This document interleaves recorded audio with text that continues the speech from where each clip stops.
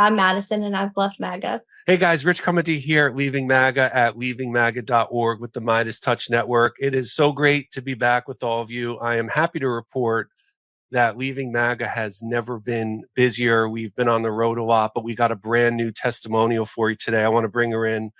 We are joined by Miss Madison Morrison from the state of North Carolina. Madison, first off, thank you so much for being Thank with you. us. Yeah, it's our pleasure. Let's just get right into it. You know, take us through a little bit about what it was about the MAGA movement that attracted you. What were some of the reasons that you found yourself gravitating to the Trump campaign and to the MAGA community itself? Yeah, so my name is Madison Morrison. I was actually born and raised in Ohio, and I moved to North Carolina when I was 18. And I was pretty much born into MAGA. A lot of people want to think, MAGA started back in 2016 during the first campaign, but that's not true. Stuff like this kind of has to build over time. I was born in 1995. I'd never have a problem sharing that. And I had, those Reagan Republican parents who became like what I call Charlton Heston parents.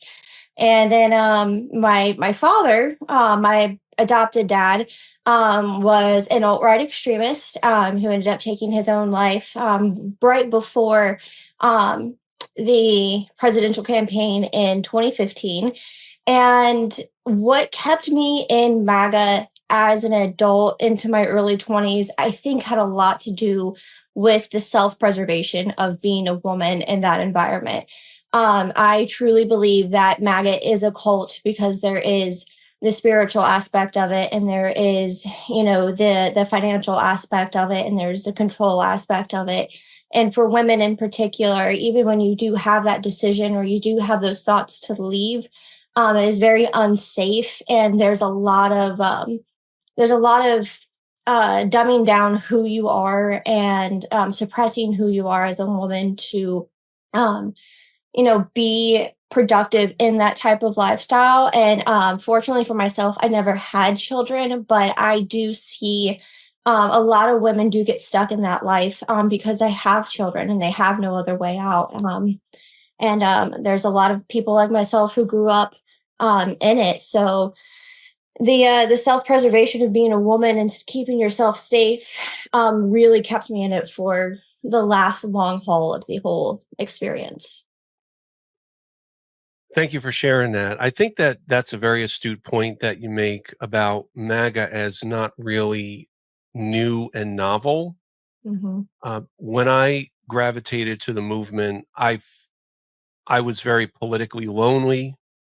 I was disillusioned. I felt the two parties were the same, Mm-hmm. but it felt new and novel for me because I had never been part of any kind of political community where there's a sense of belonging and there's a sense of gathering. And I just got so deep into it after I got further into the community itself. So I think it's really an important point, that you bring up, that MAGA is just the latest iteration of these kinds of right-wing politics. It's why a lot of Mm-hmm. people will ask me, well, what happens after Trump's off the scene and what happens with MAGA? And I think it survives. And I think that it makes our work even that much more important with leaving MAGA to extract people out of it once he's off the political scene, Mm-hmm. and he's going to stay on the scene as long as he can. So for you, I hear a lot of the hardships that you went through. And that is a leitmotif a little bit about our videos that we do here at Midas with our testimonials, that people had struggles, they endured a lot of burdens growing up. Do you feel like some of those hardships that you went through made you a little bit more susceptible to falling prey to MAGA? Oh gosh, yeah. So I always want to make the point. It really gets under my skin when people say MAGAs are uneducated. They're not. They're really not. And I personally know, and I talk about MAGA women a lot because I am a woman. The majority of the women in my family are still a part of this life, and is the biggest thing that affects my life. Um, And these are not uneducated women. These are women who hold degrees. These are women who have been in their fields for, 20, 30, 40 years. So to me, it's very irresponsible to say that they're uneducated. A lot of these people are unhealed. A lot of what MAGA is a lot of masculinity, a lot of toxic masculinity, even as much as I hate that word. And it's a lot of unhealed trauma. What we see playing out right now with the constant cases of pedophilia and drug abuse and abuse in general, that behavior is very rampant in MAGA. And my family was not excused from that. And it permeates every level of MAGA. It permeates, your richest to your poorest kind. And I'm somebody who fought through addiction. I'm a recovering, crack and Xanax addict. And once I got myself off all of that and I was able to go through therapy, it really put a situation that's supposed to bring a family together actually put a bigger rift in my family. And that's why, there's a lack of accountability. Just like you see with MAGA every day on your TV or, wherever you come in contact with them, they like to say things and, there's no repercussion for it. And I feel like that's part of the reason why I'm so numb to the news coming out, because the way MAGA treats our country is very similar to how MAGA treats their family. And I think it's part of the reason too, I'm able to not be so emotional about what's happening, because it's just the same kind of abuse, just it's now being applied to every person in our country. And I don't know what to do about it. And I don't know how to stop it. I just know how to talk about it. Well, I think doing this video, you've got a lot of videos at TikTok. I'll ask you a little bit later to give us your handle so people can find you there. A lot of people who have never been in MAGA, who I understand from their perspective have been traumatized themselves over the last decade of our politics. Hmm. I know for a lot of people not in MAGA, they look at those who sometimes they look at those of us who left. A lot of times they look at people who are currently in MAGA and they say, what's wrong with you? And I think a better question than what's wrong with you is what happened to you? Hmm. And if we look at it from the perspective of what happened to you, we see exactly in so many cases and so often what you're saying about unhealed trauma. I'm not saying it as a self-defense, but there were a lot of trauma-based reasons for supporting Trump in 2016. People Hmm. went through they went through economic turmoil. They many blamed former President Obama for it when it wasn't his doing, but people still were suffering because of the post 2008 financial crisis. Feelings that maybe liberal democracy left them behind, that they felt unseen and unheard. Those were real and valid concerns that people And had. and that's how Trump was able to capitalize on COVID again this time. And it's two sides of the same coin. He was able to manipulate people's feelings from 2008, that fear that we're never going to allow this to happen again, and he was able to culminate that again, post COVID. And Donald Trump's not a dumb man. He is not a he's an idiot, but he is not a dumb man. Well, it's true also what you say about so many in MAGA about this idea, the Mhm. stereotype of being uneducated. When I was in MAGA, I knew Ivy League graduates, Yep. Plenty of successful them. lawyers. Exactly. Plenty of them. Doctors. I mean, well traveled individuals who have had successful businesses and careers. So when people say MAGA's uneducated, I'm like, no, no, no. That is a very dumbed down version of this conversation. Well, I'd like to think that we're giving an education also Hmm. to those who are not in MAGA and maybe bring a little bit of an empathetic perspective, because I feel like empathy is going to be one of the keys to empowering people to leave MAGA over time. Well, And if it speaking of, wasn't go well, ahead, sorry.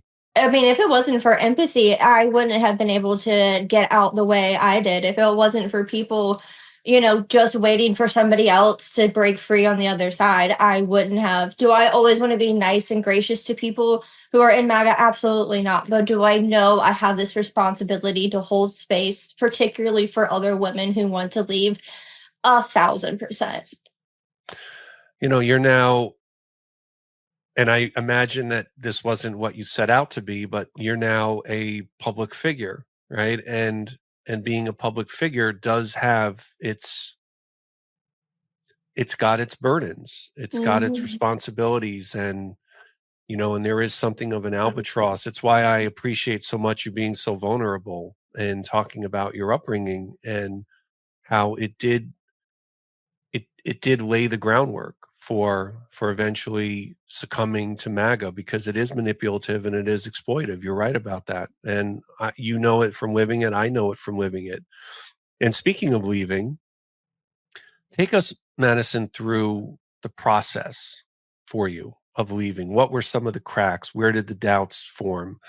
What was it like in the inner turmoil of realizing that you had a belief system that maybe you weren't going to be able to support anymore?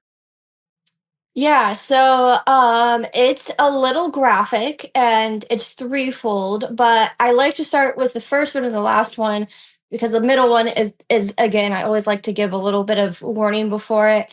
But the first one was I had a radical change on abortion. I moved to Charlotte, North Carolina when I was 19 years old.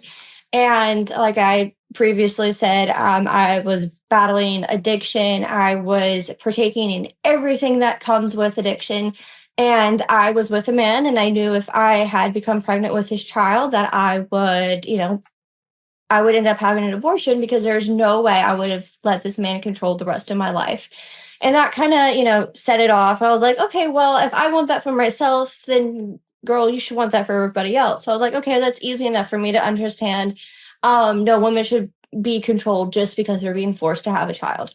And the last one was January 6th. I'm somebody who's always loved history, or I thought I loved history until I started relearning history. And as much as I always tried to, give reasons as to why MAGA did things, why MAGA believed a certain way, there was something very interesting about them blatantly disregarding the Constitution that like just set it off for me. And I was like, okay, done for. These people cannot be reached. If they blatantly are disregarding the Constitution and can't read this piece of paper, um, they've lost all hope. The middle one, again, is a bit graphic, but um, when I was in the later part of my addiction, I was a sex worker, and the majority of my clientele were very wealthy men in Charlotte. A lot of these men were bankers, very conservative men, very large business owners, and they partook in things that they would then step outside the door and lobby against, speak out against. And it initially it was always very funny. You can turn it into a joke, you can turn it into whatever. But it was always horrific that these men would ask for certain things and then turn right around and say those exact things were criminalized in the eyes of God and they should be banned, across our country. So it's been a very interesting journey. I love that everybody has very similar stories or very different stories. But I feel like my stories are very particular to being a woman in that world. Wow, thank you for that. Here at our with all of our contributions to the Midas Touch Network, we don't shy away from uncomfortable topics. We feel it's necessary. Everyone has a voice, and we look to give everyone who tells their stories with us that voice. I should say that my leaving Magaversary, if I may say here, it's August 30th, 2022. Very So specific. yeah, I wrote a mea culpa that day. I published it at a website. And on that day in this apology letter, I wrote that I was sorry for supporting Trump MAGA and my governor, Ron DeSantis, that I had erred in my ways, and that I wanted to say I was sorry to anyone I may have hurt with my words and deeds. And the God's honest truth, Madison, is that I actually never thought that anybody would care Yep. when I did that. And I realized people did care, and I was asked over the next year to recount my story, and I did it many times. And it was from that year's, that year's time telling my story that the idea of this organization, Leaving MAGA, came to be. And we founded what we're doing as a new community. And, I want to, in closing here, I want to welcome you to our Leaving MAGA community. I want to welcome you also to the Midas Touch Network community, and joining so many others who have given very intrepidly their testimonial with us, and you're being the latest to show the bravery and courage in telling your story and giving witness to your life thus far and the changes that you've made, and showing living proof to people that it is possible to change. And I think people willing to change and seek genuine penitence deserve our grace. Absolutely. I do believe that. So I want to welcome you to our communities. We like to always, in closing here, we always like to affirm our individuality, and I like to say that I'm rich and I left MAGA. I'm Madison, and I've left MAGA. We're here with Madison Morrison from North Carolina. Madison, I want to thank you so much for being with us today. Really appreciate it. Thank you for your time, Rich. I really appreciate it also. Hey guys, if you like this video, make sure you subscribe and leave a comment down below. Also, so you don't miss any of our Leaving MAGA updates, make sure you visit us at leavingmaga.org. As always, appreciate your support. Thanks so much for watching. Love this video? Support independent media and unlock exclusive content, ad-free videos, and custom emojis by becoming a paid member of our YouTube channel today. You can also gift memberships to others. Let's keep growing together.